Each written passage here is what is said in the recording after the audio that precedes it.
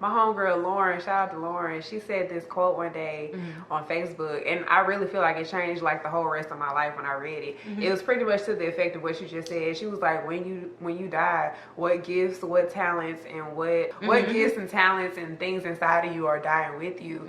She said, whatever it is, just do what you feel like you need to do, like to get your creativity out.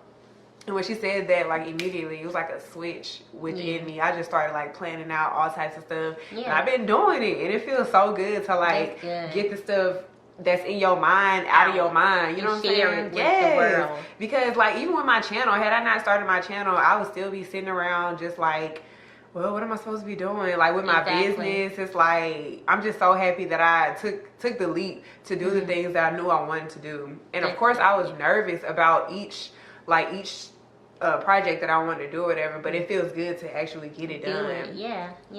That's just the same way I was. It's so crazy because I look back in my phone and I see pictures. I think it was like 3 years ago, y'all. I sat down to do my first YouTube video, and I was not comfortable with talking to the camera. I wasn't just feeling my whole setup, and I was like, nah, I'm not gonna do it. Wow. And it took me 3 years to say, you know what, it's still in my mind, I still want to do it. Let me use what I have to start my channel. And so that's what I did. I'm so happy you did it too, because your video is good. Oh, I like watching you. I like how you got your little accent too, your mobile accent. I love it. I hate listening back to myself. It's like, where the fuck did I get this accent from? Like, I don't know anyone that talks like this. So it's like, well, I like it. It make you. It make Quita. Thank you. Oh yeah. Go to a HBCU because they're popping.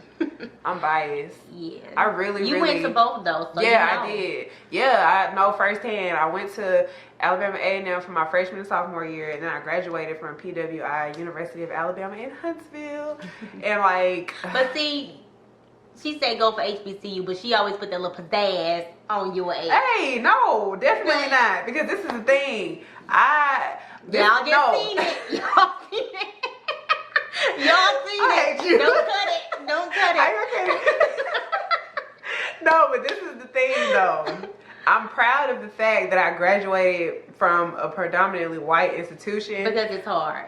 It's hard as hell. And I'm very, very black at heart. You know what I'm saying? And people always look at me funny, or they be like, oh, okay, when I say I graduated from UAH. And it's like, why is that your reaction though? You know what I'm saying? Like, maybe because you are so exactly. And it's just like power. Yeah, I am. But that's good. Yeah, that's good. And honestly, I'm just kind of growing into it now in my adulthood. I guess with social media and realizing that racism is very much still alive, where I'm like, black power. Like, that's how I am too. Yeah. I wake up, like all the time I wake up and I just be looking in the mirror and I'm so thankful. I'm so thankful that God made me black. Like, for real. And I hope, like, that ain't no shade to any other race, but I just love so much being black. Like, we got so much soul. And we just born with it, you know what I'm saying? Like, we don't have to put on, we don't have to do anything extra. We walk different, we talk different. Like, if you ever pay attention, black people dance and sing all the time. Really? I know I be dancing and singing all the time. And white people, I mean, not even just white people, but they just not as cool as we are. You know? I love it.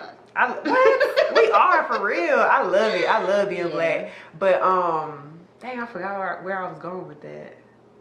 Oh yeah, I said that I love my HBCU because just the environment feels so good. It feels good to be around people that look like you, and we all have somewhat of a common goal. And when I was at UAH, I honestly felt like I didn't belong because there was only like a handful of black people. They were messy, and it just was like, nah. All I did was go to class and I left. But when I was at A&M, it just felt good. You know what I'm saying? Yeah. The first homecoming I went to at A&M, it was after I transferred. Like, I never went to a UAH homecoming. I never will. I never rep UAH. I got one UAH t-shirt, and it's gonna stay that way. However, I am proud of my degree because I worked hard for it. Exactly. But yeah, y'all go to a HBCU. For real. Even if you white, go to a HBCU. Yeah. You know what? I would have been uncomfortable at PWI too, because I've always been around black people. I grew up around black people in my neighborhood. I went to school with black people. I maybe went to school with maybe y'all like 2 white people out of my entire grade school. Yeah, I really just didn't grow up around white people, and so the most that I've actually been around them is at my job that I'm at currently, and I like it because it has opened me up to work with different races, and just not white. I've worked with other different races, Indian and all types of different races at my job, and I love it because I'm not in that box anymore. However, if I was the minority, then I don't know. I probably would feel uncomfortable. Yeah, I was really uncomfortable. I remember this one time I wore an NWA t-shirt to school, and I ain't gonna lie, I did it on purpose. I wore it on UAH campus, and I was getting like the craziest looks for real. Wow. But I didn't care. I was like, I've always been the type of person that I'm gonna just do me, you know. Right. Whoever doesn't like it, that's what's up, because I'm still gonna do me. But I definitely, looking back on it, like right now, I'm happy that I was able to get out of that box too. Yeah, you got to really in order to grow. Yeah, like I'm happy you said that, because it actually made me think. I am happy I was able to experience something else, but I do know where my love lies, and that is with black people. Yeah, but you learn the most when you're uncomfortable. Yeah. When you're in an uncomfortable position, you learn the most from it, because you know how to live in it. And also, like, it really showed me how naive people can be. Just listening to the conversations of privileged people, the things that they would get upset about. It's just like, listening to them talk, it's like you're just speaking so out of your privilege. You've never had a day where you didn't know where your next meal was coming from, and you never had a day where like your phone was cut off and you couldn't call nobody. And it's just like, I wish that they could have the same type of experience that I had. Like, go over to a HBCU for a while and see how it is. You know what I'm saying? I can't even talk about the privilege, y'all. I'll get mad. girl, being around all them white folks, man, I really like wanted to go off a lot of times. But at the end of the day, it was just like, what's the point? Because they've never had to live this, so they're not even gonna get it. They're not even gonna get it. I was teaching pre-K last year. This time I was teaching pre-K, and I had a white coworker, and she looked, and the pre-K was inside of a church, and she looked inside the church sanctuary, and she was like, there's no American flag in there. I'm surprised. And I was like, keep in mind, this was a black church where the pre-K was. I'm like, why would there be? The history of how America has treated black people is not that great. And she was like, what do you mean? Like, she really didn't get it. She did not understand where I was coming from. And I'm like, I was like, have you like studied history before? Like, do you understand the way the nation, the patterns of the nation towards black people? And she just really didn't get it. She got it. I think that you think so? Some people block it out. True. So they don't have to understand it. Yeah. She knew. Man, but that's number one at the top of your head when you say that the nation hasn't treated us fairly or whatever the case may be. Number one that's going to come to your head is slavery. That trumps everything. So, you know. Yeah. If you watch it, girl, you knew. Girl, she didn't get it. She was like, well, I need you to teach me. And I was just like, I'm teaching your dumb ass shit. This was last year. You know what? You was at the church. I can't say that at the church, but I'm not teaching you nothing, girl. Go grab a book. But you know what I did do? I sent her a link to that 13th documentary. I don't know if she watched it or not, but if she did, her eyes got opened. So hopefully she tuned in, because it really blew my mind that she just didn't understand what I was talking about. It's so crazy that you say that, because I know someone who worked at a church with white people, though, primarily white people, and something happened where they seen a black child or something of the nature, and the white kid asked the mom something like, Mom, why is that kid different, or why something or whatever, and she was like, oh baby, he has a disease. Ooh, you better be happy I wasn't there. Yeah, so it was so crazy. I'm like, girl, you didn't say nothing? And she was like, no, she was at work. So she's like, no, what I'm saying? I just looked at it as her being ignorant. And I'm just like, I would have had to say something on that one. And that's really the thing. white people just, man, I don't even know what to say about them sometimes. Yeah. I really don't. Well, I won't say all of them because the ones I work with are pretty cool. They're pretty legit people. But just, I can't say too much, y'all. Yeah. For real, because you end up going off. I can't say too much, but the ones I work with, honestly, they're cool. And then the one that I used to work with that I was just telling you about, she was like, she was that I don't see color thing. And I'm just like, how can you not see color? Because my color is important to me. I'm a black woman, you know what I'm saying? I'm not just a woman with no ethnicity. You know, so for you to say that you don't see color, it's like low-key you just stripping my identity from me. Because I'm a black individual, you know what I'm saying? Honestly, I think it's impossible not to see color. Yeah. Now, as far as if you choose to discriminate against color, I feel like that's something totally different. But when I see you, that's a black female, that's an Asian female, that's a white, you know what I'm saying? Like, it's not, I'm not saying it to myself, but my brain acknowledges the fact that you're not like me. Not that I'm going to treat you differently, you know, but I don't know, the not seeing color thing is kind of, Yeah, I don't buy that. Because as soon as you say you don't see color, I'm going to be like, well, I'm black. Okay? Yeah. And it's so crazy. Let's say this. If we, black people, get crazy and irate, it's, she hood, she ghetto, she this, she that. But if white people get crazy, or any other race, I'm going to say white people because they are the majority. If they get crazy and irate, it's like they're privileged. Why do we get the ghetto and they get the privilege? That's crazy. Society.